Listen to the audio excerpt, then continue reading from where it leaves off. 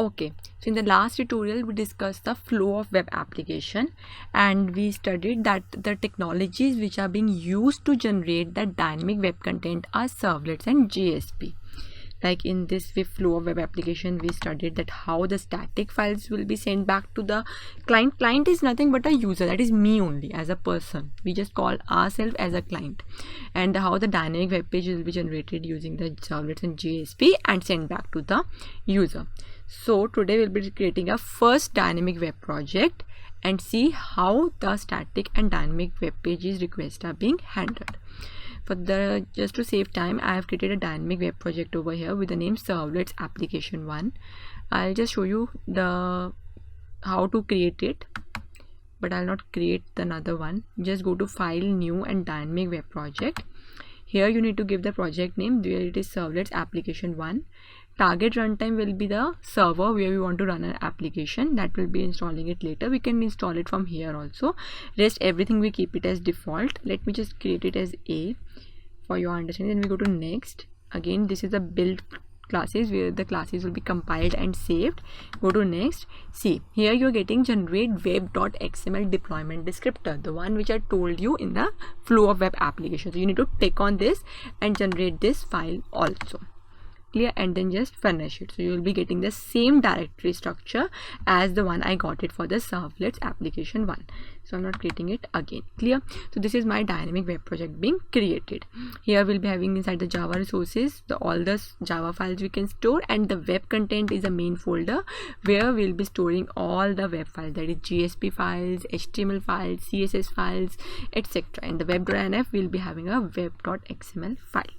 Okay, now to run this web application, as I told you, just for testing purpose in our Eclipse, we need a server. We are not going to get a WAV file and deploy it on server because we need to get that domain name and everything. So just we'll be installing the server in our IDE only. So go to servers tab, click on new server. We'll be using Apache Tomcat version 8.5. So just scroll down, click on it, go to next. Tomcat installation directory, browse wherever you have downloaded your Tomcat, go to that folder, Apache Tomcat. Okay, next. This is just saying that whether you want to add this project to this server. Yeah, we can add this project. We are having only one project, so we can just add it and then click on finish. So the server is being installed on your Eclipse IDE. You can just start the server to check whether it is working fine or not. Yeah, this is my theory file I have done in the last tutorial, so we can just save that. Now server is running, up and running. It's perfectly fine, because in the console, if there is any error, we will be getting the here. So these are the Tomcat server logs, though it's still running, but it's fine.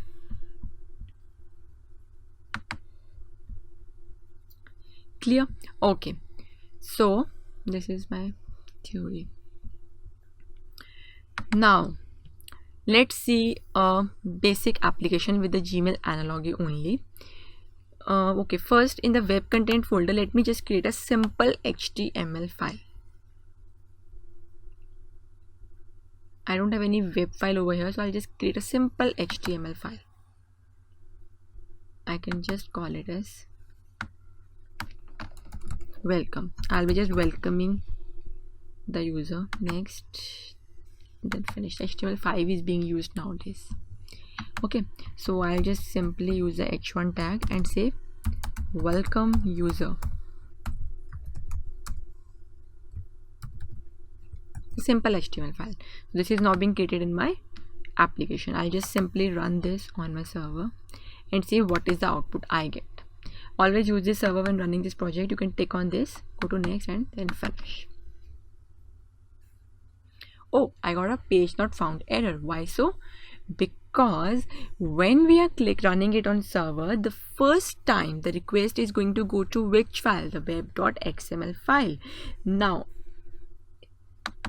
in the web.xml file, if we check, go to the source, we have only the name, which is web app is the tags, and the welcome files.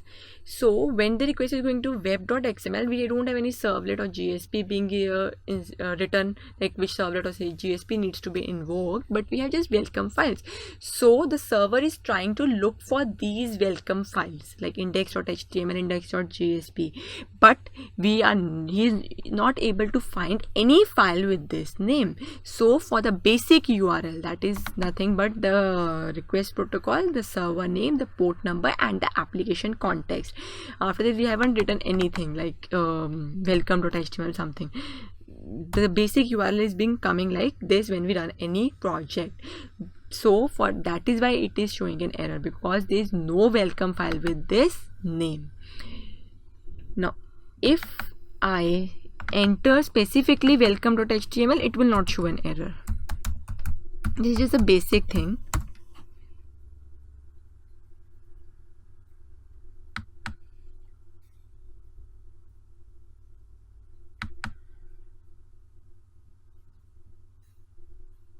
I wrote the spelling of welcome is wrong. This is welcome.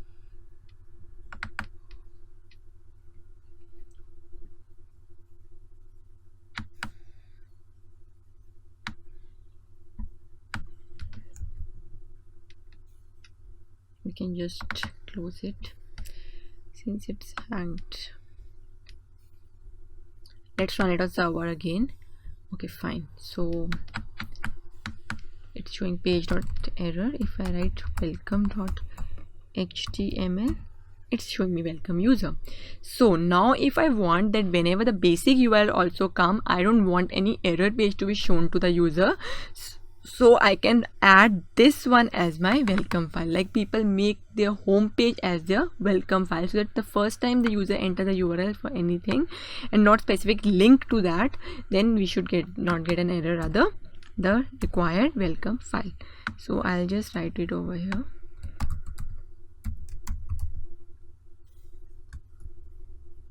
Welcome.html. Okay, now if I run it on server, I'll not be getting in. Whenever you make changes in the web.xml, you need to restart your server. So here I'm not getting an error for the basic URL also. We'll be getting the welcome user. Even if I type welcome.html, I'll be getting the same. That is not a difference, but it needs to be case sensitive, else we'll get the error. This is same. Clear? So this is just the basic thing which I want to tell you about the welcome files. Now we'll be creating the first, in a Gmail application analog we will take and we'll create the first static home page. Okay, so let's create that new HTML file. We are just discussing about the basic thing, how we are doing it. New HTML file. So I'll just say login. Fine, login.html. Next, finish. Here first we want the username,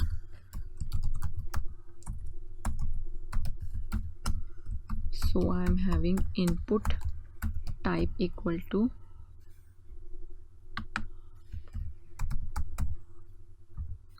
text, name equal to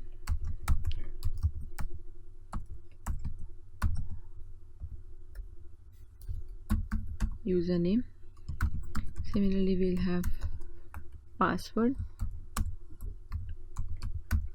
input type equal to text, name equal to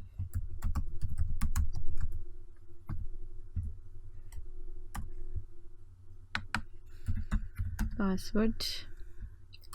Next, we can put it a break over here if you want.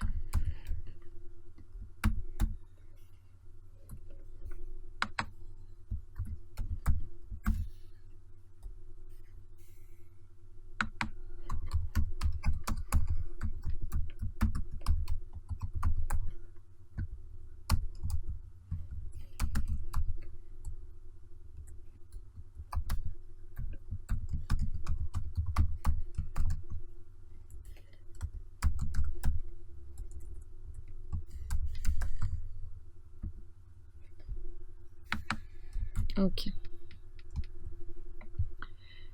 now this is since a form, because we are getting an HTML form, so we need a form tag over here, form tag, and it has two attributes. One is the action, what action we want to take.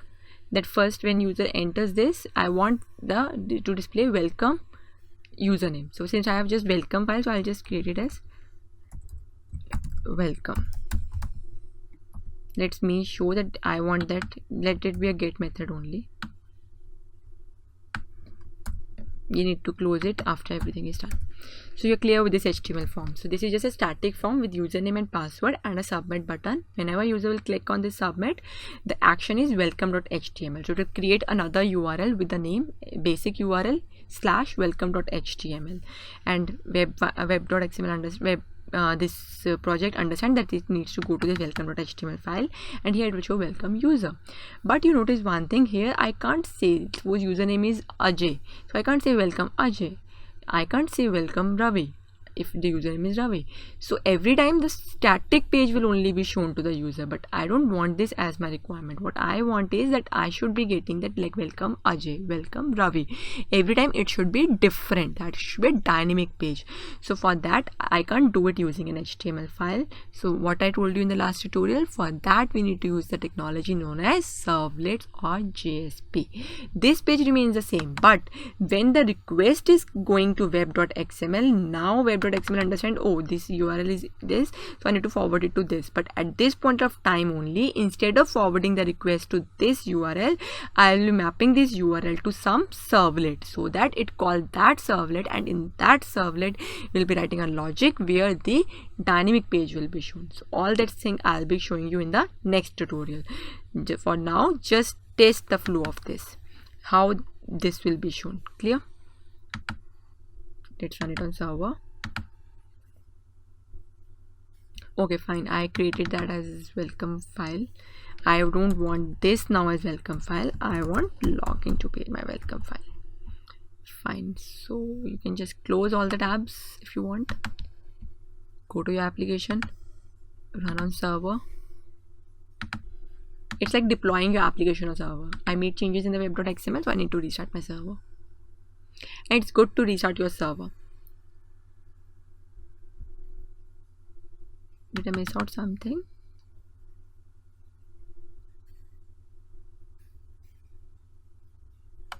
Let's stop the server. Sometimes there's a problem of server, it just take the last URL only and keep on running that thing. Let's stop it. It stopped. Okay, fine.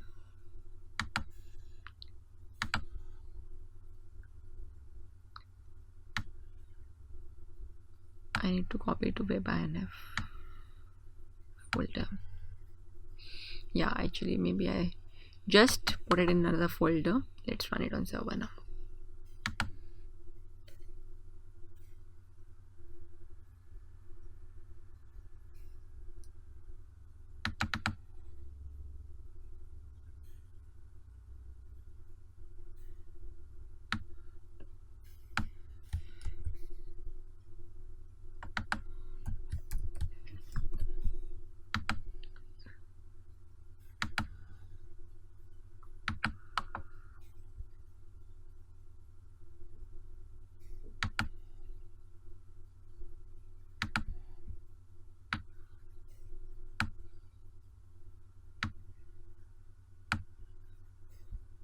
Let's keep it in the web content bytes.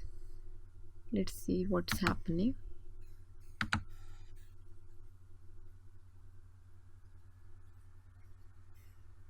Okay, now it's working fine. There was some problem in the server only, and we kept the files in the route folder. Okay, fine. So now these are files in the web content, and we are getting the username and a password, the one which we created. So now if I enter the username as Ravi, say password is also Ravi. Here I haven't used that password type so that it's not visible to user. You can use that and click on submit form. Oh, it's showing welcome, but username Ravi and this showing an error. Why it's showing an error? Because if you go to login.html, you have written welcome.html. You forgot to write this welcome.html because you need to specify the complete URL. I got it. So let me do it again, Ravi. I did it, Ravi. Oh, So now it's showing welcome.html. The user is get method, so it's going in the URL path, but I'm not getting welcome Ravi, I'm getting welcome user each time. Even if I enter Ajay, I'll be getting welcome user only, because this is just going to this static page only, but I want to make it as dynamic. So how we'll doing it using servlets, we'll study in the next tutorial.